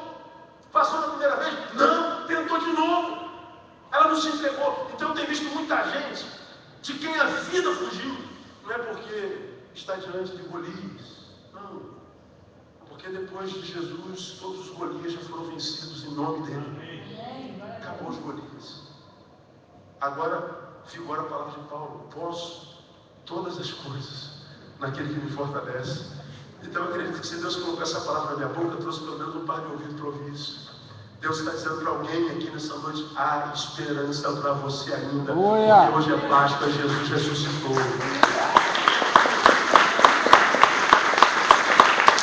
Ele está dizendo: eu não desisti de você, portanto não desista você de si mesmo. Amém. Não tenha medo, vai lá e tenta, quebra a cara, mas tenta. Aleluia. E se eu quebrar a cara, tenta de novo, porque está no teu coração. Sonhos são projetos de Deus para nós. Sonho é estar diante da possibilidade de um futuro melhor do que o presente.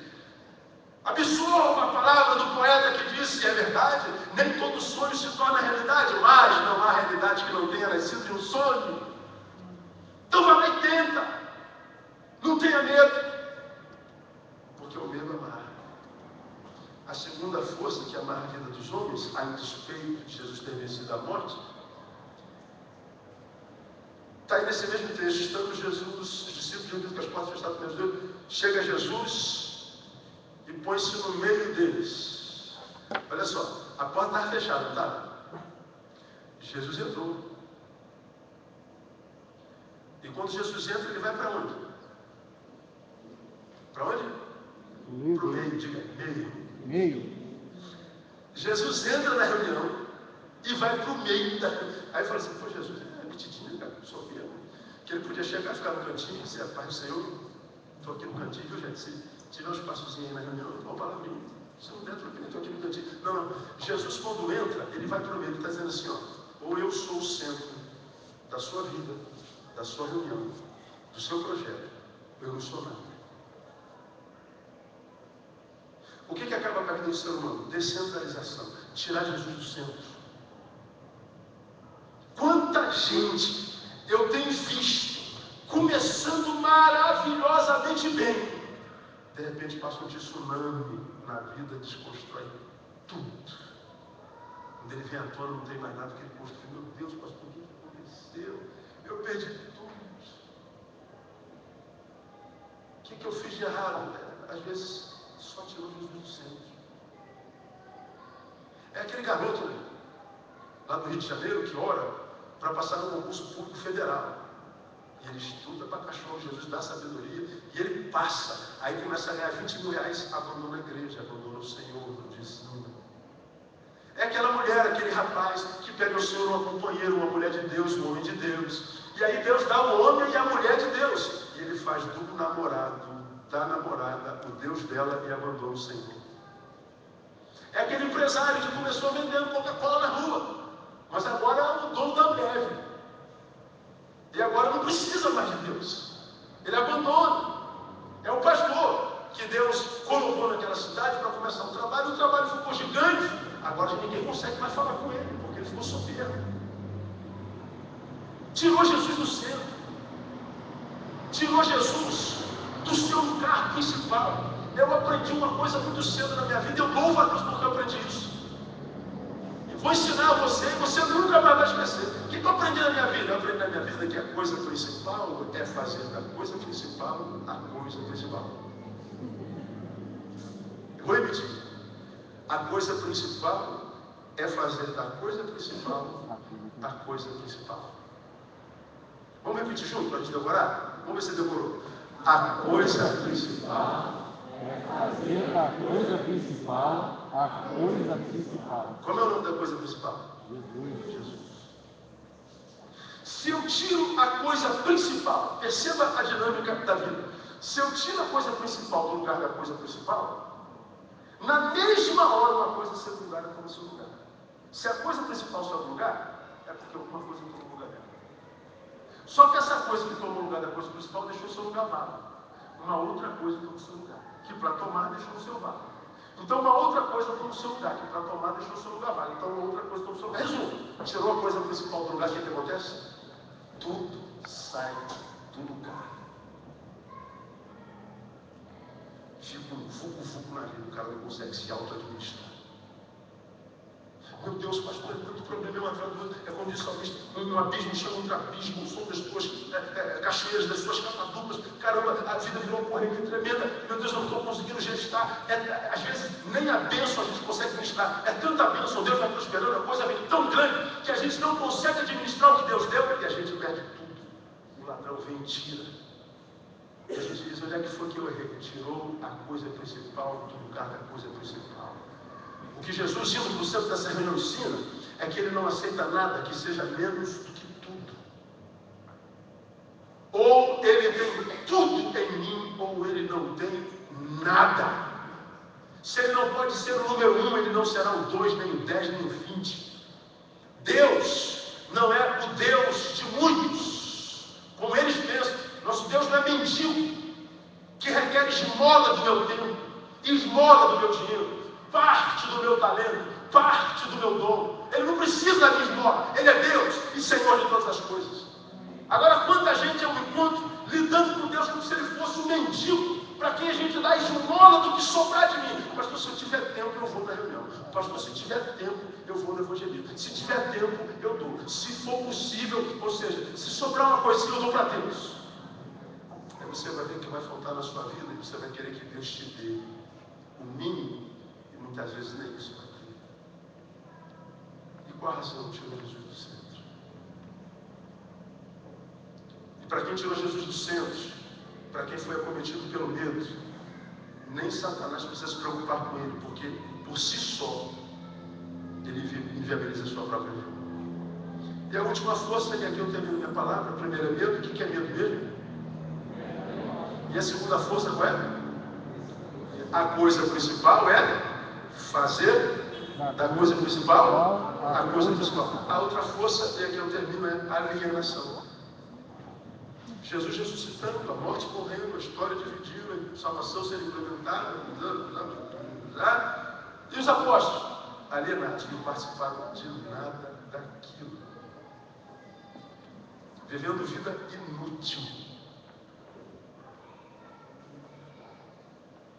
parasitada. A despeito disso, estavam numa reunião de oração. Quantas das nossas reuniões de orações são reuniões feitas por oradores parasitados, gente parasita? E a ideia do parasitismo espiritual e do parasitismo existencial é tão forte no Brasil hoje, que em função disso nós mudamos conceitos inalienáveis do Evangelho. Nós mudamos conceitos, como diria o ex-ministro Magre, imexíveis do Evangelho. Eu me sinto o próprio gordo tomando água dessa igreja. Que conceitos são esses? Nós mudamos, por exemplo, o conceito do que seja oração. Oração para essa geração parasita, vítima da teologia da prosperidade, por exemplo, oração virou sinônimo de petição. Vamos orar? Ou seja, vamos pedir. No Evangelho, oração não é sinônimo de petição. A petição está contida na oração. Por isso ele nos ensina no Evangelho que nós devemos falar com ele com orações e súplicas. Oração é uma coisa, súplica é outra. Súplica é petição. Vamos suplicar, vamos pedir. A súplica está contida na oração. Bom, deve ter dito domingo passado, quarta-feira passada, que neste domingo nós receberemos um orador de fora. E o orador seria o pastor Neil, como sou eu. E o que o pastor Neil, o orador dessa noite, está fazendo? Proferindo a sua oração. E eu não pedi nada a vocês até agora. Nem eu pedi. Agora, eu não consigo proferir minha oração a Deus sem tentar arrancar alguma coisa dele. Oração virou sinônimo de petição. Por quê que a maioria dos crentes não tem experiência na oração? Por que a maioria dos crentes fala em oração, mas não ora? Porque orou e não teve experiência. Quem ora, não tem experiência, para de orar. E por que não tem experiência? Porque transformou oração em petição. Aí a gente vai para o nosso quarto orar, nossa devocional, está crente que está abafando. Vou me encontrar com meu Deus. E Deus está lá no quarto falando assim, lá vem um pidão. Lá nem pedir. Ele vai abrir a lista de supermercado dele e vai me dar meio quilo de paz, 200 gramas de alegria, né? Mata o vizinho com esse som de funk ali do meu lado e transforma em presidente da empresa. Em nome de Jesus, amém. E ele acha que Deus está satisfeito com a sua visita no quarto. Um filho que só se lembra do pai para pedir. Bom, eu estou falando que você não pode pedir? Não é isso, não me interprete mal, eu tenho 2 filhas. Imaginemos que uma delas, Max, só me procure sexta-feira à noite. Meu pai, estou apaixonado por ti, tu és o amado da minha alma, eu sou tua, não dá para viver sem ti. Pai, tem 50 para mim, até tem. Volta só na outra sexta-feira. Pai, que saudade, pai, a minha vida é tua, pai, usa-me para a tua glória. Pai, tem 50, tem. Volta na outra sexta-feira, só volta para pedir quando precisa. Mas eu tenho uma outra filha que chega segunda-feira, pai, estou passando por aqui e me dá vontade de dar um beijo, de dar um abraço, de te dizer que eu te amo, e aí me faz um café na orelha, mexe no meu orelhão, na minha cartilagem, e me dá um beijo, pai, precisando de alguma coisa, posso ir? Não, filha, pode ir, pensa, pai, não pediu nada. Volta na terça-feira, pai, não consegui não passar aqui na tua casa hoje, não consegui não ver o Senhor, não falar contigo, pai, eu te amo, obrigado, você é tudo para mim, eu vou embora, pai, vai embora. Chega na quarta-feira, ela volta, dá um beijo, um abraço, na quinta-feira ela volta, sexta-feira ela volta, sábado ela volta, domingo ela volta, não pede nada, ela só quer saber se o pai está bem e se ela pode ser útil. Antes de responder o que eu vou te perguntar, pensa, qual das duas o pai ama mais? Pensa. Você acha que o pai ama diferente? Só ama minha mãe. Ama igualzinho. Agora, qual das duas dá mais alegria ao pai? A segunda. Deus ama a cada um de nós igualzinho, mas a alegria que a gente dá a Deus é diferente. Aí a gente vai para o Salmo e diz, deleita-te no Senhor, e Ele te concederá o que deseja, o teu coração. Aí tem um monte de gente frustrada com Deus, porque Deus não consegue deleita o coração, mas você não se deleita nele, você não mama nele, Ele não é a tua fonte, você não tem tempo a sós com Ele, toda vez que você fala com Ele é para tirar alguma coisa dele. Aí eu passo lição para casa hoje. Antes de dormir, faço uma oração de 3 minutos, sem pedir nada. Você deve estar pensando, eu vou falar o quê, meu Deus do céu? O que eu falo? Mudamos o conceito de oração. O outro conceito que nós mudamos é o conceito de bênção. Responda, no contexto evangélico contemporâneo, se eu perguntar, bênção, ter ou ser? O que é na realidade no Brasil hoje? Quando a gente pensa em bênção, a gente está pensando em ter ou ser? Em ter. Mas no evangelho, é ser ou ter? Ser. Agora, quando fala bênção, opa, é alguma coisa que eu vou ter. Por quê? Porque a oração foi deformada em petição. Então, abençoado não é mais quem é, abençoado é quem tem. De modo que quando eu não tenho o que eu quero, não interessa o que eu sou, eu estou triste por Deus. Não é ridículo?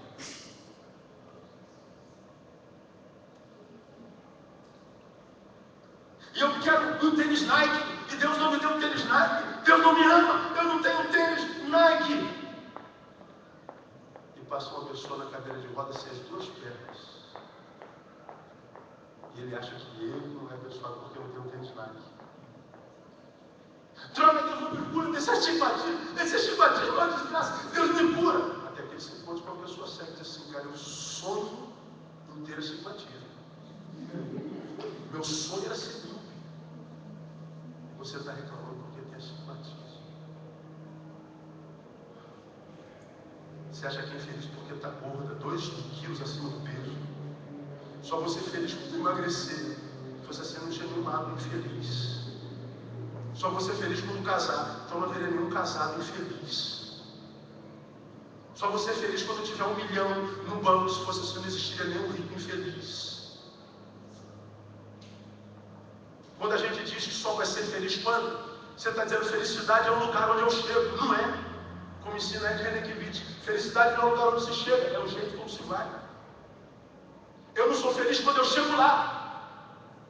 Entenda isso, pelo amor de Deus. Vamos imaginar que meu sonho seja tomar posse desse negócio. E eu estou aqui. E o meu sonho é tomar posse daquele negócio. Eu acordo cedo para isso, eu trabalho para isso, eu luto para isso, eu me esforço para isso. E eu brigo para aquilo. E eu estou com meu sonho. Eu quero chegar lá. E muita luta. E eu tomei posse. Aí você diz assim, agora eu sou feliz. Aí tem tanta gente que sai de lá, chega aqui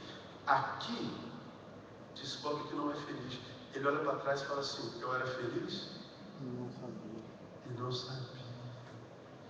Eu imaginei que ia ser feliz quando eu ganhasse 10 mil, quando eu casasse, quando eu emagrecesse. Casou, tem 10 mil e está infeliz. Porque felicidade não é uma coisa que se chega.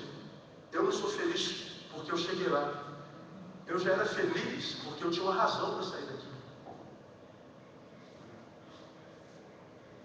Quando eu tenho uma razão para sair daqui, ou seja, para me mover, eu já sou feliz. Chegar lá ou não é o mais importante. O que está matando com os seres humanos? Perderam o sono. Não estão envolvidos mais em nenhum projeto de bênção, de utilidade.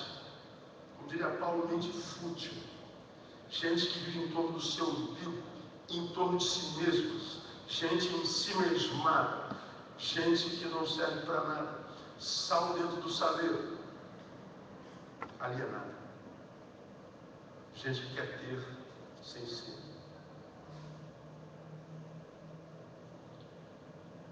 Quando a gente celebra a Páscoa, a gente entende que Jesus nos livrou da morte. Para quê? Para viver. Mas a gente só consegue viver se a gente discernir as forças que regem a nossa vida. E você aprendeu nessa noite que se você tiver medo, não adianta não haver mais morte, você não vai viver. Se você tirar Jesus do centro, não adianta não haver mais morte, você não vai viver. Se você viver para si, ainda que não haja morte, você não vai viver, porque a nossa vida só encontra sentido quando a gente ajuda a dar sentido na vida de alguém. Quem vive para si não tem razão de viver. Evangelho aos outros. Minha oração, meu desejo é que Deus, em Cristo, o ressuscitar, o que matou a morte naquele primeiro dia da semana, que disse que veio para que você tenha vida e vida com abundância, possa te abençoar nessa noite e fazer com que essa Páscoa seja também o símbolo da morte desse homem que não consegue viver, que há em você, mas que seja a ressurreição desse novo homem que Ele está gerando na tua vida para a glória do seu nome, em nome de Jesus. Amém. Deus abençoe vocês. Vamos aplaudir o Senhor. Posso orar?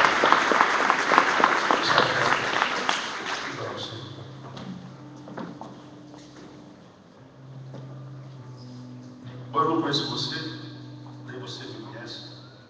Na verdade, ninguém conhece ninguém. Nós não conhecemos o outro, nós imaginamos o outro. Porque nós só temos do outro o que o outro quer revelar. Deus nos conhece. E se Deus colocou essa palavra na minha boca, trouxe alguém para ouvir esse negócio. Portanto, para mim, Deus nessa noite está dando uma declaração de amor para alguns de vocês. Dizendo, filho, você achou que eu tinha esquecido de você.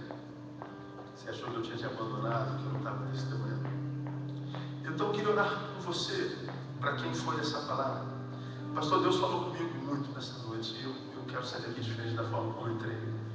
Eu quero esse Jesus ressuscitado. Eu queria convidar você a sair do seu lugar corajosamente, vir até aqui na frente. Eu quero orar com você.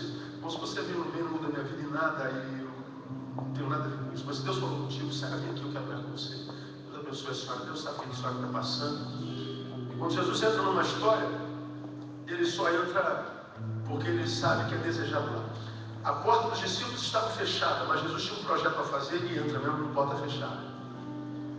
Então Deus sabe o que você está passando. Deus sabe qual caminho você está trilhando. Deus sabe do teu medo. Deus sabe do quanto Ele está fora da tua vida, se é que está. Deus sabe do quanto você tem sido egoísta. Sei lá, se é que tem sido. O fato é que Deus continua amando você da mesma forma. Ele diz, a vida é possível para você.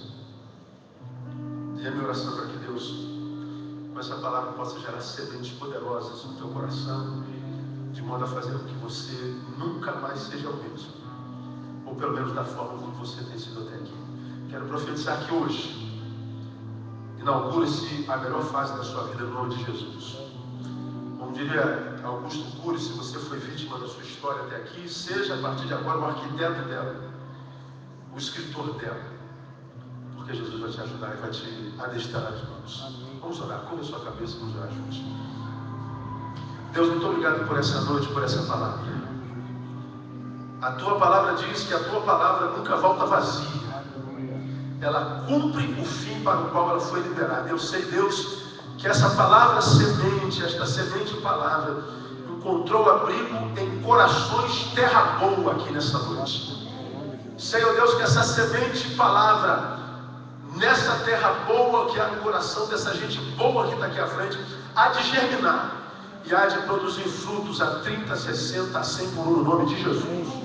Quero profetizar, ó Deus, se até aqui teus filhos aqui no altar têm vivido vida de vergonha, eu profetizo, a partir de hoje, eles tomam posse da dupla honra que há em Cristo Jesus. Deus, ajuda aos teus filhos a abrir essa porta fechada pelo medo. Ajuda teus filhos a abrir essa porta para que tu entres e se coloque no centro da sua existência. Permita, ó Deus, que essa porta fechada pela alienação seja uma porta, ó Deus, quebrada, impactada, despedaçada pela inserção do teu filho na vida de novo. Teu filho sai daqui para viver uma vida que vale a pena ser vivida. Deus abençoa esta mulher, abençoa esse jovem, abençoa este homem, abençoa esse casal na autoridade do nome de Jesus. Nós anulamos toda a palavra maldita contra eles no nome de Jesus. Liberamos, ó Deus, de sobre ele, pelo poder do nome de Jesus, o escrito de dívida que havia sobre eles está quebrado em nome de Jesus. Que eles saiam daqui livres para viver a liberdade em Cristo Jesus. Que essa liberdade cativa seja libertada nessa noite. E que eles saiam daqui, ó Deus, para tomar posse do que tem direito em Cristo Jesus. Nós os abençoamos e ministramos vida sobre a vida deles pelo poder de Jesus Cristo, o ressuscitado, o que vive e reina para sempre. Amém. Glória a Deus. Deus abençoe vocês.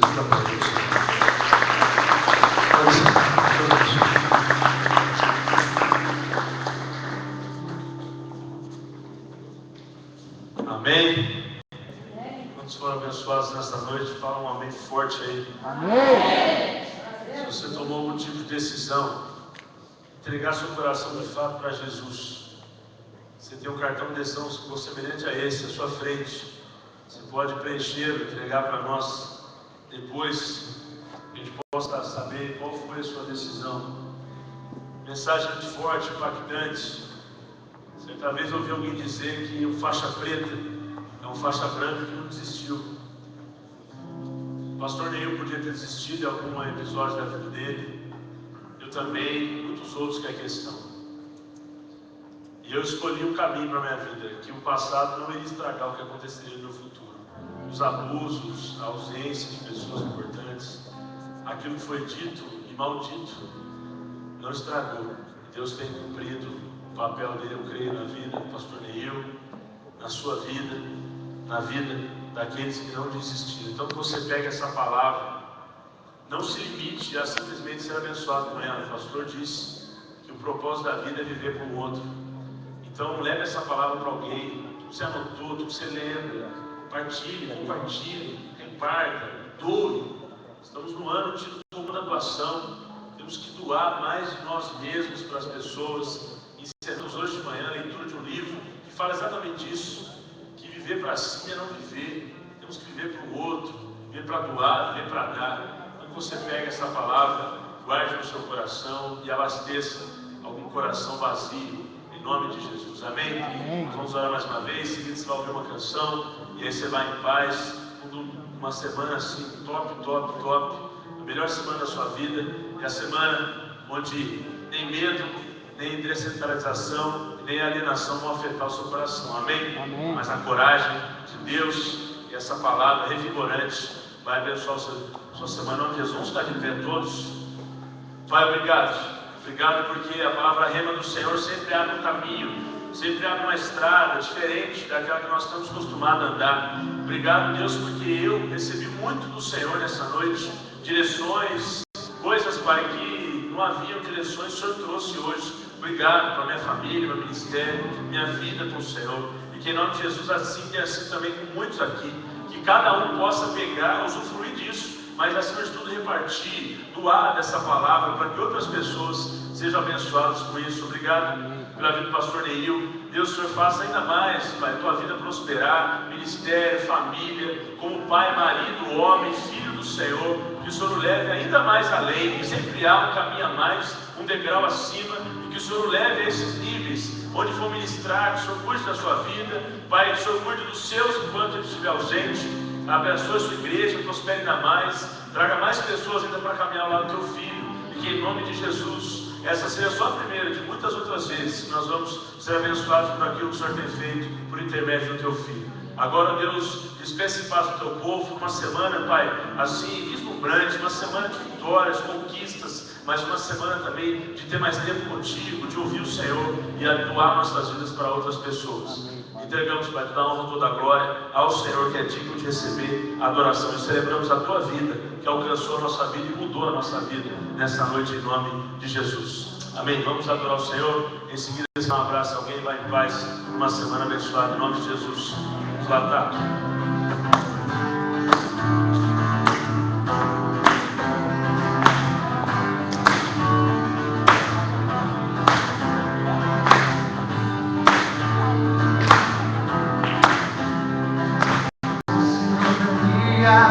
Sua vida para te salvar.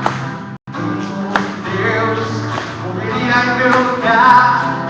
Com tua graça e teu amor, longe dos braços do pecado, desde inteiro nas bênçãos de Deus. Deus de Deus, como é bom te louvar, como é bom te adorar e dizer que é Senhor sobre toda a terra. Como é bom te louvar, como é bom te adorar e dizer que é Senhor sobre toda a terra.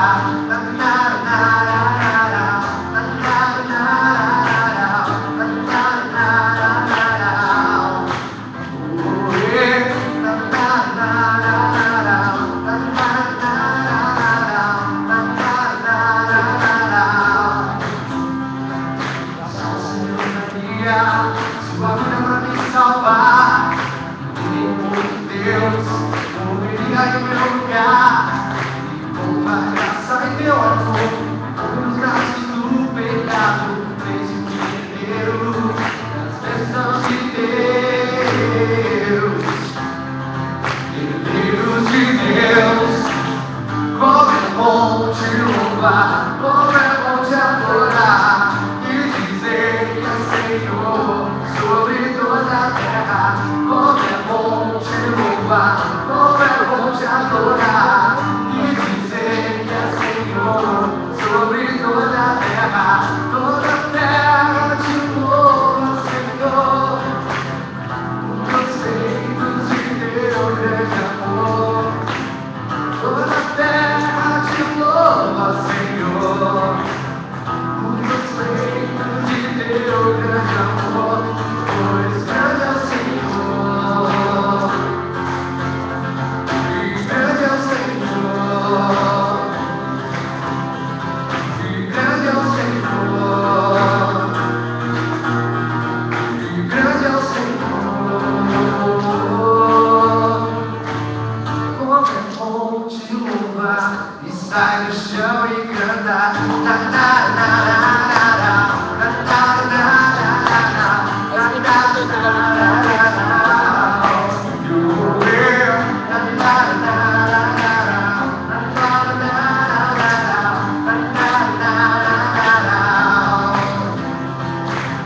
Como é bom te louvar, como é bom te adorar e dizer que é Senhor sobre toda a terra. Como é bom te louvar, como é bom te adorar e dizer que é Senhor sobre toda a terra. Glória ao Senhor, que Deus te abençoe. Ótima semana em nome de Jesus.